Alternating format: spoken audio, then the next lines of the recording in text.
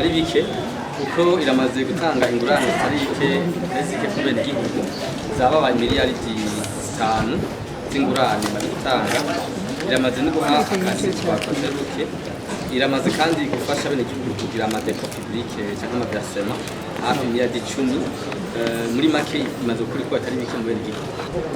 Intumbero dufise nuko tubandanya tworohereza bene igihugu mu kuronka amaserivisi agera mu finance, cyane cyane yuko no munsi muri leta yacu bahamagara bene igihugu kutabika amafaranga muhira bakabika mu finance no mu banki yabigenewe. Rero intumbero ya mbere nuko banatwigisha bene igihugu tubahimiriza kubika amafaranga ku makonti bari muhira, hama kadubahimiriza bene igihugu kandi kwijukira gukoresha uburyo amafaranga batakoresha cash cyangwa mu ntoke n'ibituma byituma cyangwa mu sheki.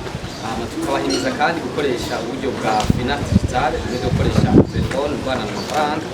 Tukabahimiza kandi n'inyigisho education financière ijyanye kumenya gukoresha amafaranga neza. Mu bisanzwe mu Burundi banki nkuru y'igihugu yarasizeho imigwi ya microfinance n'imigwi ine. Umugwi wa kane rimwe bita mu Gifaransa groupement financier communautaire. Iyo rero irafise ibikorwa ikora n'ibindi temerewe gukora. Hagacaza umugwi wa gatatu n'umugwi wa kabiri. Rero ikamuvuge ku mugwi wa mbere aho twinjiyemo, umugwi wa mbere wa microfinance wawemerewe gukora ibikorwa bitandukanye, cyane cyane nko kwakira amafaranga y'abene igihugu bita mu Gifaransa dépôt public, gutanga ingurane ntonto. Muri make aba ari ibikorwa byagutse bishoboka mu microfinance mu Burundi.